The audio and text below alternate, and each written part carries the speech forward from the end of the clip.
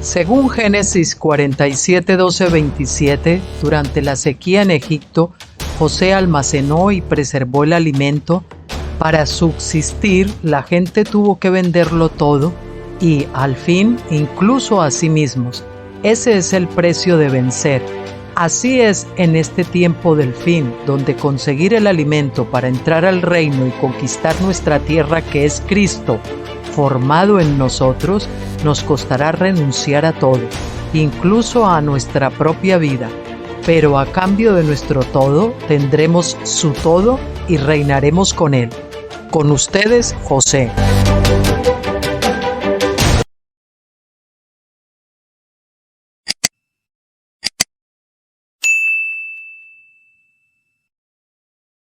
Hola, muy buenas tardes, ¿cómo están? Un placer estar de nuevo con todos ustedes para continuar con el estudio, el libro del doctor Stephen Jones, La lucha por el derecho de nacimiento o primogenitura. Y hoy nos toca el capítulo 14, la política de Israel hacia los palestinos. Vamos con ello. Capítulo 14. El autor judío Robert Friedman escribe en su libro Fanáticos de Sion en la página 73 acerca de la política del partido Likud de Begin, Shamir y Ariel Sharon. Parte del plan del Likud era negar los permisos de construcción de viviendas a palestinos en un intento de frenar su expansión en las tierras en las que habían residido desde tiempos inmemoriales y apretarlos en ciudades atestadas, como leímos anteriormente, desde los tiempos del Imperio Otomano, nada menos. Las políticas del gobierno israelí han generado la sensación de desesperanza. Un número creciente de los árabes prefería morir como mártires y combatientes por la libertad que vivir en esas condiciones. Así, muchos de sus líderes religiosos han alentado tal martirio con su marca militante de la fe islámica. Y así hay un suministro cada vez mayor de terroristas suicidas, ya que se les han negado todos los otros métodos de obtención de la libertad. Se dirigen a la población civil porque los civiles están siendo utilizados por ambos lados como soldados de esta guerra. El gobierno israelí utiliza a los colonos de Cisjordania como soldados de primera línea, armados hasta los dientes. Los kamikazes árabes son también los civiles, porque los palestinos no tienen ejército permanente. El éxito de sus misiones, por supuesto, no resuelve nada, sino que solo trae más represalias y más opresión, cuando los israelíes la suprimen de nuevo por la fuerza con la sumisión. Y el ciclo de violencia aumenta cada vez más. La violencia engendra más violencia, obviamente. Vamos a ver ahora la historia de un rabino que se llamaba Levinger. Vamos a decir Levinger. El rabino Levinger. El rabino Moshe Levinger es uno de los fundadores del movimiento de liquidación y considerado por muchos colonos israelíes como un héroe.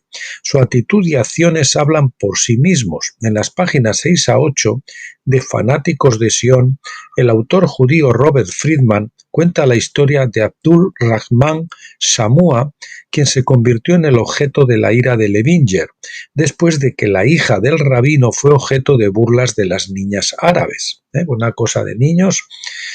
Vean ustedes, estén atentos el problemón que causó este rabino Levinger. Una tarde en la primavera de 1988, él, Shamua, cerró las persianas de metal de su tienda y caminó los pocos bloques hasta casa para el almuerzo y una siesta. De repente, Shamua se despertó sobresaltado por los gritos. Él salió de su habitación para encontrar al rabino Levinger de pie en medio de su sala de estar, golpeando a su esposa e hijos, mientras que 3 colonos armados observaban. Levinger tenía sus manos alrededor del cuello de mi hija de 7 años y trató de matarla, me contó Shamua con toda naturalidad en Hebrón. Cuando intervino su hijo de 9 años de edad, el rabino le dio un puñetazo al niño en los ojos y luego le torció y rompió el brazo. La esposa de Shamua, una mujer grande, recogió a su hija, abrazándola con fuerza. Levinger golpeó a mi esposa en la espalda con los puños. Todo sucedió en cuestión de segundos. Para cuando un jeep Ploat de soldados israelíes se detuvo delante de la casa de Samua, Levinger gritaba a alguien que fuera a buscar su pistola. La hija de Levinger y un grupo de sus amigos, los adolescentes con blusas blancas y faldas negras, estaban en la puerta frontal incitando al rabino contra Samua. La televisión había sido golpeada y los muebles del comedor habían sido rotos en astillas. Levinger se negó a moverse, llamando a gente de la OLP a un soldado israelí que intentó sacarlo afuera. «Esta es mi casa», gritó Levinger. «Esta es mi casa». Pues nada, se mete a golpear ahí al palestino, a la esposa, a los hijos en su casa, a destrozarle la casa y encima dice que es su casa, la caradura del rabino este. Wow. Yisrael Medad, nacido en Nueva York, líder del asentamiento de Silo sobre la ribera occidental y amigo de Levinger, explica: el hecho de que un árabe insultara a un niño judío después de haber gobernado Judea y Samaria durante 23 años fue para el rabino Levinger simplemente intolerable. Era un asalto a la soberanía y el honor judío. Los palestinos también tienen un agudo sentido del honor, pero Samua me dijo que tenía miedo de presentar cargos. Fue solo tras la insistencia de los oficiales militares israelíes que investigaron el incidente que estuvo de acuerdo para llevar a Levinger a juicio. Cerca de 8 meses más tarde, los israelíes enviaron un coche de policía a mi casa y me llevaron a un tribunal de Jerusalén, recordó Samua. Después de un breve juicio, el juez absolvió a Joel Shur Levinger por cargos de agresión y acusaciones de haber insultado a un soldado israelí. El juez desestimó el testimonio de la familia Samua diciendo que eran partes interesadas. Al desestimar el testimonio del soldado, que fue el primero en entrar en la casa de Samua y quien corroboró mucho de lo contado por la familia árabe, el juez dictaminó que una vez salió de su puesto de vigilancia ya no estaba oficialmente en servicio. Shur también absolvió a Levinger de allanamiento, dictaminando que cuando irrumpió en la casa de Samua era como un vecino que visitaba a un amigo. Tremendo el juez. El fiscal apeló ante una corte de apelaciones de 3 jueces que, en una acción extremadamente rara, revocó el fallo del juez Shur. Se le criticó por hacer caso omiso descaradamente de las pruebas y condenó al rabino por asalto. Levinger fue condenado a 4 meses de cárcel el 14 de enero de 1991. 4 meses. El día en que el mundo contaba las horas para la guerra del Golfo Pérsico. Cuando se leyó la sentencia, Levinger, limitado por la mesa de la defensa, gritaba que el tribunal era una herramienta de Yasir Arafat. Su abogado, David Rotem, le arrastró fuera. El rabino fue sentenciado a otros 10 días por su estallido. Algún tiempo después dijo Samua que estaba cerrando su tienda cuando 3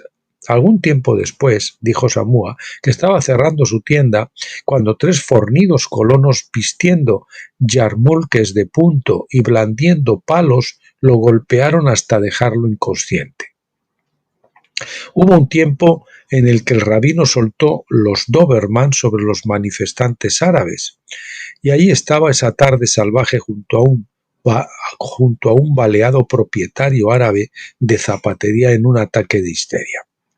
Friedman se refería al tiempo cuando el rabino Levinger condujo a Hebrón, aparcó el coche y se dirigió hacia los manifestantes árabes disparando su pistola de forma indiscriminada. Friedman escribe en la página 38 de su libro de un incidente que se produjo en 1988 lo siguiente.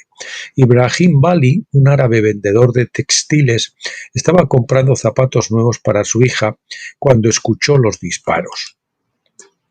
Él estaba de pie fuera de una tienda cuando una bala le atravesó el hombro.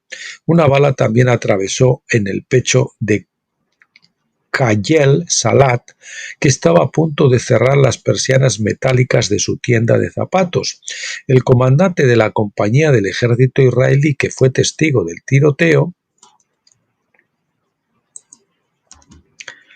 Dijo después que el rabino disparó su arma mientras caminaba por la calle gritando «sois perros» gritando «sois perros» a los vendedores árabes, pateando cajas de vegetales y recipientes de flores. El oficial dijo que agarró la mano temblorosa de Levinger y le dijo que no se moviera. Levinger gruñó: «izquierdista amante árabe». Levinger fue finalmente juzgado por negligencia y condenado a 5 meses de prisión. Fue puesto en libertad tras cumplir solo 10 semanas, menos de la mitad de la condena. Víctor Ostrovsky, eso por balear a gente, imagínense usted. Víctor Ostrovsky, exespía israelí para el Mossad, en su libro Mediante el engaño, en la página 335, cita a un juez de la Corte Suprema de Israel quien comentó sobre la causa judicial de Levinger.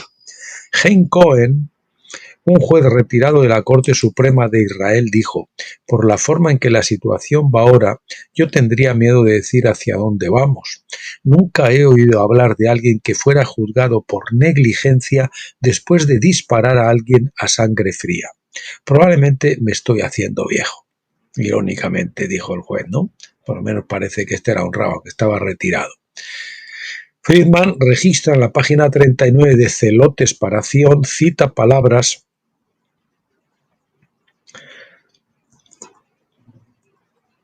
Vamos a ver, que había una palabra ahí mal escrita. Friedman registra en la página 39 de Celotes para Zion, citando palabras de Khaled, el hermano de Salah. Khaled dice que la corta pena de prisión que Levinger recibió por matar a su hermano solo agrava el dolor de su familia. Cuando veo a Levinger hoy en la calle con una pistola y un rifle, ¿qué debo hacer? Hay un dicho árabe: si tu enemigo es el juez, ¿a quién te vas a quejar? Friedman también toma nota en la página 4. Ariel Sharon llamó a Levinger y a su esposa verdaderos héroes de nuestra generación. Es por esto que el pueblo palestino se ha sublevado hasta el punto de dar su vida como terroristas suicidas. La falta de justicia básica ha generado el terrorismo árabe. O sea, ellos por lo menos tienen una causa, los otros no tenían ninguna causa justa y fueron los primeros terroristas, los sionistas. No habrá paz porque los israelíes nunca han gobernado a los árabes con igual justicia para todos. Los israelíes no son vencedores, no son los elegidos para gobernar el mundo. El Estado israelí. No son los elegidos para gobernar el mundo. El sionismo no es un movimiento piadoso y Dios no tendrá a ningún tirano gobernando en su reino. Asentamientos en Cisjordania. El mayor obstáculo para la paz sigue siendo la cuestión de los asentamientos judíos en Cisjordania. Los judíos poseen el 42% en el 2002 del territorio de Cisjordania. Sin embargo, lo quieren todo y están trabajando febrilmente para obtenerlo todo, legal o ilegalmente. Friedman escribe en la página 118 lo que sigue. El rabino Aviner lo ha expresado de esta manera: tenemos que saldar toda la tierra de Israel y establecer nuestro gobierno sobre todos. En palabras de Nachmanides, no abandone la tierra a cualquier otra nación. Si eso es posible por medios pacíficos, maravilloso, y si no, se nos manda a hacer la guerra para lograrlo. La ideología del Gus Emunim enseña que el Mesías no vendrá si se renuncia a cualquier parte de Eretz Israel, la tierra de Israel. Ellos creen que todos los árabes son simplemente extranjeros residentes en la tierra judía y por lo tanto no tienen derecho a estar allí en absoluto y mucho menos a tener su propio Estado palestino. Desde su punto de vista, el derecho de un Estado judío a existir significa que un Estado palestino no tiene derecho a existir. Es importante para ellos que los judíos inmigren y se instalen en Cisjordania, porque solo cuando todos los árabes hayan sido expulsados de Cisjordania y de la Franja de Gaza, podrán fomentar una nueva guerra con los países vecinos con el fin de tomar más tierras. En última instancia, su intención es tomar toda Jordania, Siria, Chipre, el Sinaí e incluso partes de Irak, Kuwait y Arabia Saudita. De río a río, hasta el Éufrates. Pero yo creo que quieren ir más allá, ¿no? Bueno, creen firmemente que toda esa tierra pertenece solamente a los judíos. La ocupación de Cisjordania es solo el comienzo de una estrategia a largo plazo para desplazar a millones de árabes de la región. Esto es llamado el Gran Israel. Uno de los mayores partidarios del Gush Emunim desde el principio fue Sharon. En la introducción de Fanáticos de Sion, su libro escrito en 1982, el autor judío Robert Friedman dice, no es el autor Sharon, sino Robert Friedman, dice: este es un libro acerca de los colonos y su controversial empresa. Sea cual sea su futuro, el movimiento de los asentamientos ha cambiado la geografía y el carácter de Israel. Mucho más que un proyecto de construcción masiva, es un matrimonio del nacionalismo laico militante de Jabotinsky y el mesianismo de Gush Emunim. Revisionismo y nacionalismo religioso militante, ambas ideologías sionistas marginales, para las dos primeras décadas de la historia de Israel, se habían combinado para establecer la agenda nacional del Estado judío.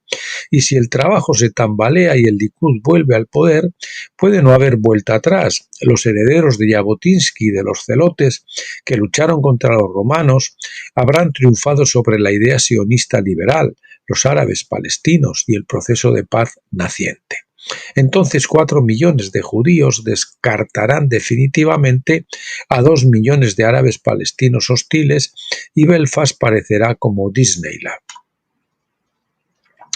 Los mayores temores de Friedman se han hecho realidad. El partido Likud regresó al poder con Netanyahu, Barak y ahora por fin Ariel Sharon. Uno de los asentamientos anteriores de Cisjordania estaba en Hebrón, conocido por el nombre de Kiryat Arba, o Kiryat Arba, como quieran decirlo. Fue establecido, que es Hebrón, claro, fue establecido en 1970 en tierras confiscadas al alcalde de Hebrón, el jeque Ali Umamat Jaabri. Unos años más tarde, en 1973, los rabinos Kook y Levinger formaron el Gush Emunim, bloque de los fieles. Su ideología era que el establecimiento de las fronteras del Gran Israel, por la que se demandaba toda la tierra y llenarla de colonos judíos, era la clave por la que se demandaba toda la tierra y llenarla de colonos judíos, era la clave para la redención de Israel. El rabino Kook enseñó con vehemencia que la Torá les prohíbe abandonar ni una pulgada de la tierra. A esto lo llaman redimir la tierra. Con esto quieren decir que la tierra es redimida cuando se transfiere la propiedad de los no judíos a los judíos. Friedman escribe en la página 75. De hecho, un informe de 1983 del interventor del Estado israelí dijo que gran parte de los 31.000 acres de tierra de Cisjordania comprados por judíos habían sido obtenidos fraudulentamente. El 23 de agosto de 1985, un editorial de Haaretz criticó fuertemente a los inescrupulosos intermediarios terrestres israelíes por la realización de negocios en Cisjordania como si fuera el lejano oeste. Los estafadores deben ser tratados de una manera más contundente.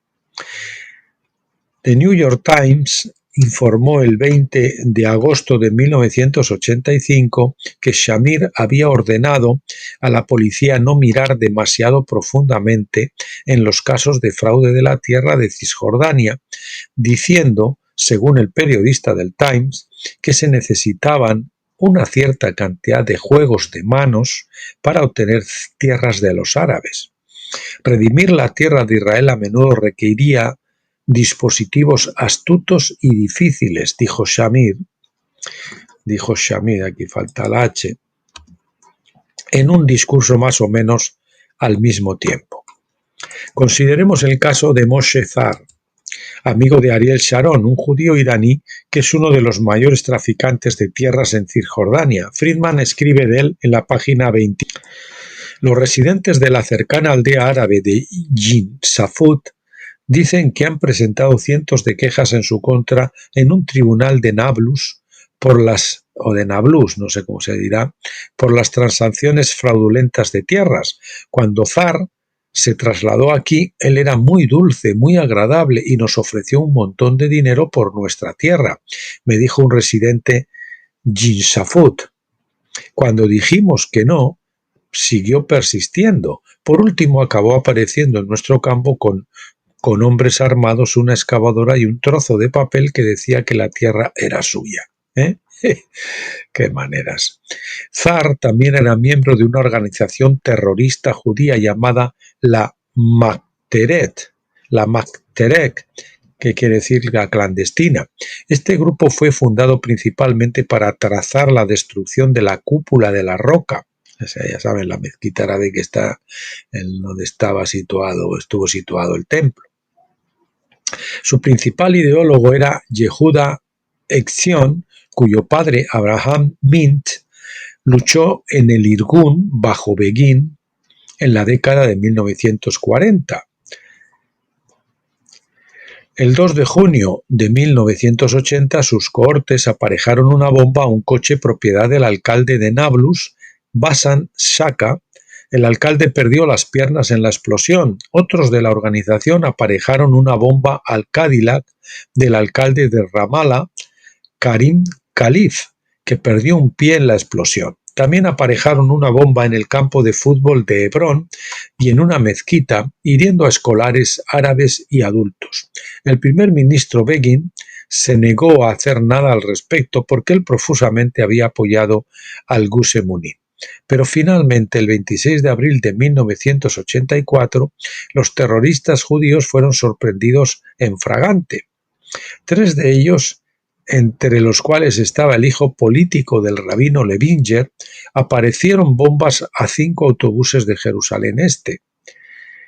Uno de los autobuses había sido fletado por un grupo de turistas alemanes. Los agentes del Shin Bet, que es el FBI israelí, desmantelaron las bombas y arrestaron a 3 docenas de Makteret. Friedman escribe acerca de esto en la página 31. Dice, en una confesión firmada, Menachem Livni dijo al Shin Bet: varios rabinos prominentes, incluyendo Levinger, participaban activamente en la clandestinidad y habían bendecido, entre comillas, los ataques a los alcaldes.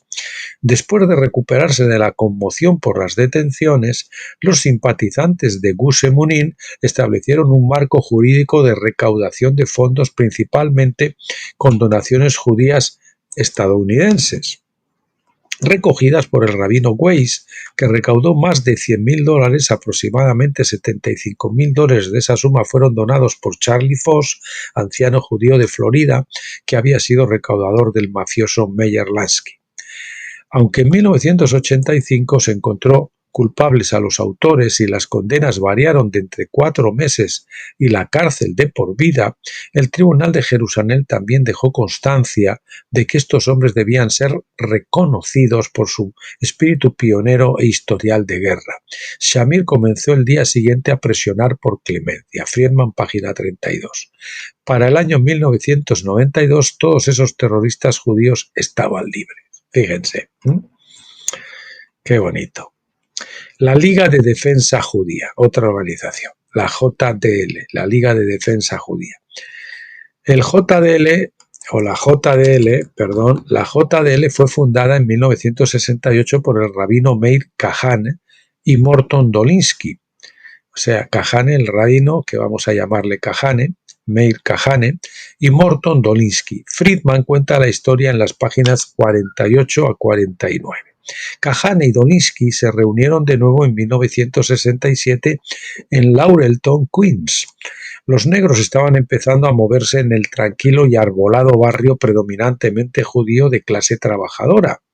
Los propietarios de viviendas de Laurelton no quieren a los negros en Dolinsky, dijo enfáticamente. Sabíamos lo que iba a pasar con los valores de propiedad. La tradición profética del judaísmo enseña a los judíos a luchar contra la injusticia social, pero en lo que se refiere a Kahane y Donitzky eran los judíos los que estaban siendo maltratados por los negros que se movían en sus barrios, haciéndose cargo de sus escuelas y convirtiendo sus calles en zonas de batalla de drogas y crimen. Eran los derechos civiles judíos, afirmaban, los que necesitaban ser defendidos. Ellos crearon la Liga de Defensa Judía, la JDL, en 1968 para luchar contra estos problemas. Un año después de su fundación, la JDL se había convertido en una militante organización sionista derechista que utilizaba la violencia terrorista contra sus supuestos enemigos, sobre todo árabes, estadounidenses y diplomáticos rusos. Decenas de sus miembros, en su mayoría menores de clase media judía, de barrios étnicos de Nueva York, huyeron a Israel, a menudo un paso por delante de las acusaciones federales, a un paso por delante. O sea, alguien les avisaba, entonces se marchaban para que no los pudieran detener. Friedman escribe más acerca de la fundación de la JDL, ya saben, la Liga de Defensa Judía. En las páginas 182 a 183 dice: en 1970 los bombardeos de la JDL, los bombardeos de la JDL y tiroteos contra las embajadas soviéticas en América y Europa eran tan numerosos que, de acuerdo con documentos confidenciales del Departamento de Estado, el presidente Richard Nixon se preocupó de que Kahane arruinaría la limitación de armas estratégicas. Lo que no sabían es que la guerra de guerrillas de la JDL contra la Unión Soviética fue orquestada por la derecha oficial del Mossad, dirigida por el futuro primer ministro de Israel, Yitzhak Shamir. La relación secreta se forjó en diciembre de 1969 cuando Geulah Cohen, que acababa de ser elegido miembro del Knesset como miembro del partido Herut de Begin, visitó a Kahane en su atestada oficina JDL, en su atestada oficina de la JDL en la Quinta Avenida de Manhattan. Voy a repetir eso porque lo he leído un poco mal. La relación secreta se forjó en diciembre de 1969 cuando Geulah Cohen, que acababa de ser elegido miembro del Knesset como miembro del partido Herut de Begin, visitó a Kahane en su atestada oficina de la JDL en la Quinta Avenida de Manhattan. ¿Por qué pierdes el tiempo luchando contra la Swart Shirts?, preguntó Cohen, que había abandonado el Irgun de Begin en la década de 1940 para luchar con la más extrema banda Esther de Shamir, porque encontró a Begin demasiado suave. Durante los próximos meses, Cohen, Shamir y un grupo de oficiales del Mossad y hombres de negocios judíos ayudaron a sentar las bases para la campaña violenta de la JDL para dar a conocer la difícil situación de la judería de los soviéticos. Cohen y Shamir calcularon que el uso selectivo de la violencia contra los objetivos soviéticos en América y Europa inevitablemente traería tensiones en las relaciones soviético-estadounidenses. Predijeron que en lugar de arriesgarse a la ruptura de la distensión, la Unión Soviética se vería obligada a paliar la crisis por la liberación de cientos de miles de judíos, que luego se pastorearían hacia el Estado judío. Kahane se trasladó a Israel en septiembre de 1971, a un paso por delante de una acusación federal por su papel en una serie de ataques violentos contra los diplomáticos rusos radicados en Estados Unidos. Y configuró el partido Kach, que quiere decir este es el camino. Y con frecuencia volvió a Estados Unidos para recaudar fondos, realizar manifestaciones y hablar en las sinagogas y en los campus universitarios, donde dispensó un peligroso brebaje de odio y violencia. Alfred Lilienthal escribe de Kahane en la página 394 de su libro La conexión sionista 2 diciendo: la suspendida sentencia de 5 años que le habían dado en el año 1971 después de su admitida fabricación de bombas, el acoso de los diplomáticos soviéticos y los actos de violencia contra ciudadanos estadounidenses y árabes era difícil de creer. Solo en un tribunal de distrito de Brooklyn, presidido por el juez Chad Weinstein, y en unos Estados Unidos bajo la dominación sionista, pudo pasar esto. Al parecer, los terroristas judíos son tratados con más simpatía, dice el doctor Stephen Jones, al menos en el sistema judicial de Nueva York, que lo que sus homólogos árabes serían tratados. ¿Y por qué es ilegal contribuir a una organización árabe que podría tener vínculos con el terrorismo, pero nadie es procesado por contribuir a las organizaciones terroristas judías? Ya sabe, el doble estándar de Estados Unidos de siempre. En 1982, un judío ortodoxo estadounidense, Alan Goodman, fue al Monte del Templo y le disparó a 2 árabes con un rifle M16, matando a uno e hiriendo a otro. Meir Kahane no solo pagó los gastos legales de Goodman, sino que también lo hizo miembro honorario de la JDL. Ariel, que es Jerusalén, es el nombre profético o poético de Jerusalén, ocupada por los enemigos de Dios. No por los ejércitos que vienen de fuera, sino por los sionistas. Esos vamos a ver que son los enemigos de Dios en aquel entonces y ahora mismo. El nombre profético de Jerusalén es Ariel. Leemos en Isaías 29 del 1 al 6. ¡Ay, Ariel! Ariel, la ciudad donde acampó David. Añadid año sobre año, celebrad las fiestas a su tiempo, y traeré angustias a Ariel, y será una ciudad de lamento y de duelo. Será para mí como un Ariel, un quemadero de altar, un fogón, ¿no? Porque Ariel tiene significado de león y también de quemadero, de altar, de fogón. Y acamparé contra ti rodeándote, pondré contra ti vallas de asedio y levantaré contra ti baluartes. Entonces serás humillada, desde el suelo hablarás, y desde el polvo donde estás postrada saldrá tu habla.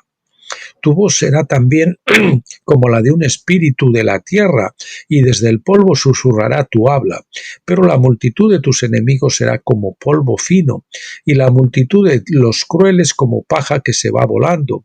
Sucederá en un instante, de repente serás castigada por Yahvé de los ejércitos con truenos y terremotos y gran ruido, con torbellino y tempestad, y con llama de fuego consumidor.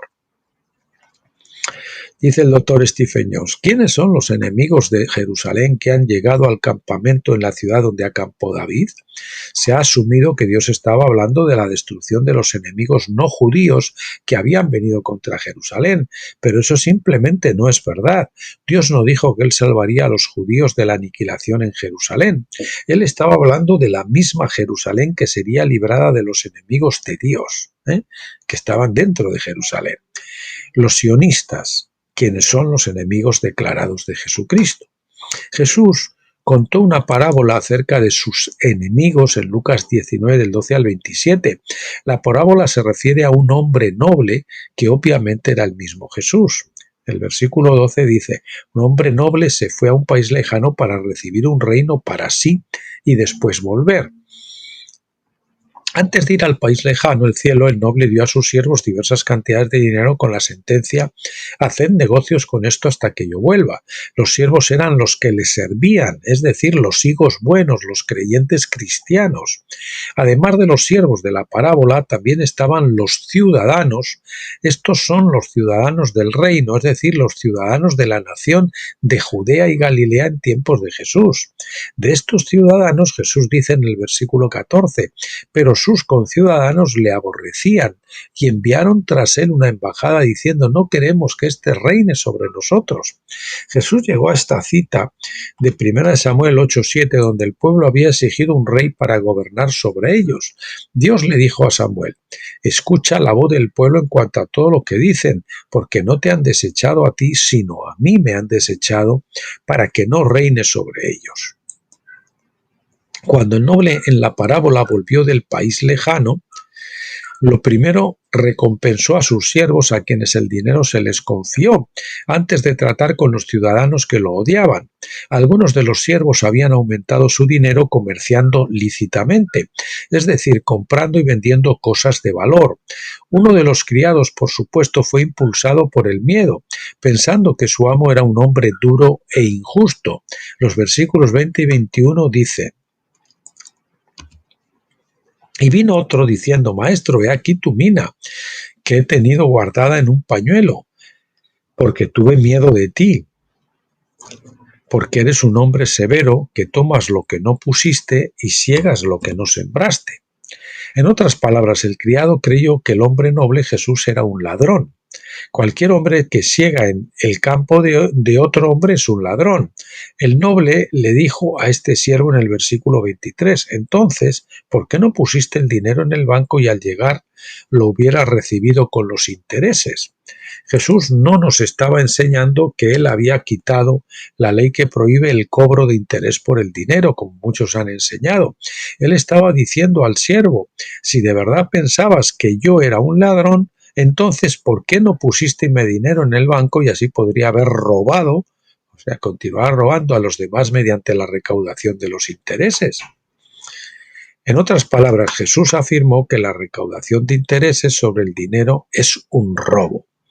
Está difícil verlo así, tal como está escrito, pero si uno lo lee detenidamente y lo explica o lo oye explicado detenidamente, como lo explica el doctor Estifeños, pues se da cuenta que el Señor no estaba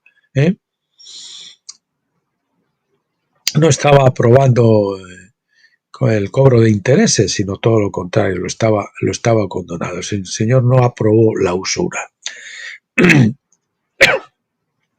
En otras palabras, Jesús afirmó que la recaudación de intereses sobre el dinero, la usura, es un robo, a menos que, como dice la ley, sea un préstamo hecho a extranjeros que no obedecen a los principios morales de la ley divina.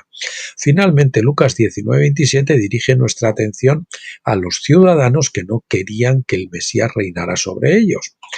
Pero a estos enemigos míos que no querían que yo reinase sobre ellos, traedlos aquí y matadlos delante de mi presencia. Él estaba hablando de los propios sionistas en el fin del mundo, al tiempo del regreso de Jesucristo. Ellos son los enemigos de Jesucristo en la parábola, los ciudadanos que lo odiaban y se negaban a que él reinara sobre ellos. Estos son también los enemigos de la propia Jerusalén, Ariel, donde acampó David. Estos son los enemigos declarados de Jesucristo que han invadido y conquistado Jerusalén hoy.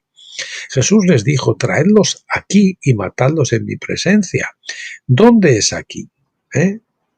Se nos dice en el versículo siguiente, Lucas 19:28, y habiendo dicho estas cosas, Jesús iba adelante subiendo hacia Jerusalén, o sea, era en los alrededores de Jerusalén.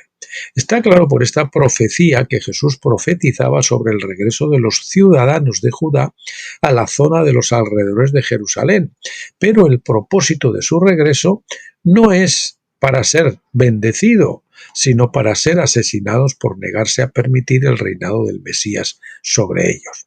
Esta no es una interpretación forzada del pasaje, es la pura verdad. Dios mismo dijo que iba a traer a sus enemigos a Jerusalén, donde serían asesinados, que iba a llevar o traer. La mayoría de los maestros de la Biblia asumen que esto significa que son los rusos, los chinos o los árabes, pero la Biblia no enumera a estas naciones como enemigos de Dios, excepto en las interpretaciones soberbias de los hombres. Por lo tanto, surge la pregunta acerca de los llamados capítulos rusos de Ezequiel, en Ezequiel 38-39. El profeta habla de la invasión de un pueblo llamado Gog, de la tierra de Magog. Estos capítulos comúnmente se interpreta que significan que algún día Rusia, en alianza con las naciones árabes, atacará Palestina con el propósito de destruir Israel. Tal vez tengamos que echar un vistazo más acerca de esto. Y bueno, pues no se lo pierdan, porque el próximo día que veamos este libro, pues vamos a hablar de la invasión de Gog y Magog, que algunos todavía la ven en el futuro cuando no se dan cuenta que esa es una invasión que ya se ha producido, precisamente de esos judíos askenazí que vinieron del sur de Rusia, de la zona que se llama God, príncipe de Magod, la zona de Ucrania y todo eso, y que invadieron, los askenazíes que invadieron la tierra prometida, colonizaron para echar de allí a los habitantes legítimos, que eran los palestinos que estaban allí. Bueno, entonces el próximo capítulo, como les digo, el capítulo 15, veremos la invasión de God, pero no será mañana o pasado mañana, sino que será después de que hagamos 1 o 2 capítulos de esas cosas. Haremos uno, yo creo, para ir viendo esos posts que les dije del blog Tabernáculos que estamos poniendo últimamente, que también tocan este tema del conflicto árabe-israelí, del conflicto de Israel y Hamás que estamos viviendo en este momento. Y bueno, no quiero despedirme sin antes también mostrarles este que acabo de poner hoy, que nos lo ha enviado nuestro amigo y hermano Antonio Salvo por él. Así se llama él en Telegram, si alguno lo quiere buscar, Antonio Salvo por él. Israel Hamás entrevista al doctor César Vidal el conflicto, ¿no?, del que estábamos hablando, y es una entrevista tremenda, maravillosa, donde el magnífico doctor César Vidal explica este conflicto, sus orígenes, la actualidad y cómo están las cosas.